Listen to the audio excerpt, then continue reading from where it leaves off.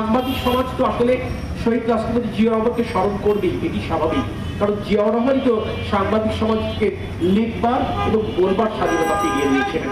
আজকে যে গণমাধ্যমের আধুনিকায়ন অর্থাৎ ইলেকট্রনিক মিডিয়ার যে বাড়ন্ত, এই ইলেকট্রনিক মিডিয়ার শুরু কিন্তু যখন আমার প্রয়াত পিতা বেগম খালেদা জিয়ার মন্ত্রিসভার তথ্যমন্ত্রী ছিলেন, তার হাত দিয়ে কিন্তু এই ইলেকট্রনিক মিডিয়ার বাড়ন্ত শুরু হয়েছিল।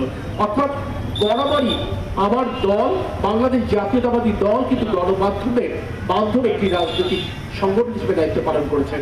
আমরা বরাবরই জনগণের পক্ষে থেকেছি, আমরা বরাবরই বাংলাদেশের গণতন্ত্রের পক্ষে থেকেছি, স্বাধীনতা ও সার্বভৌমত্বের পক্ষে থেকেছি। RICL TMX, যুগের পর যুগ স্থাপনা থাকে মজবুত। আমরা বরাবরই গণমাধ্যমের বন্ধুদের সাথে থাকবার চেষ্টা করেছি, যদিও হয়তোবা সকল সময় আমাদের সম্পর্কটি আস্থা এবং বিশ্বাসের ছিল না। আপনারা অনেক সময় হয়তো আমাদের ভুল বুঝেছেন।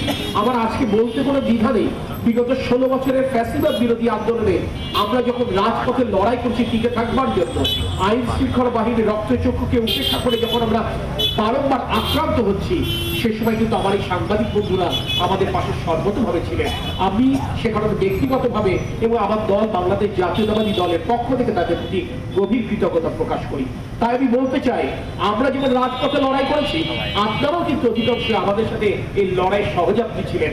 আপনারা আমাদেরকে সাহস জুগিয়েছেন, আপনাদের লেখনের মাধ্যমে আমাদের কথাটি প্রকাশ করবার চেষ্টা করেছেন। সেই কারণে আমি আপনাদেরকে ধন্যবাদ জানাই। আমি বিশ্বাস করি আগামী যে নতুন বাংলাদেশের স্বপ্ন দেখি, আমরা সেই বাংলাদেশ সকল রাজনৈতিক দল যারা গণতন্ত্রের পক্ষে, যারা বাংলাদেশের পক্ষে, এবং সকল পেশাজীবী সংগঠন যাদের মধ্যে নেতৃত্বে থাকবেন আমাদের সাংবাদিক ভাইরা, সবাইকে নিয়েই ইনশাল্লাহ আমাদের প্রিয় নেতা তারেক রহমানের নেতৃত্বে আমরা আগামী নতুন বাংলাদেশ বিনির্মাণে সমর্থ হব।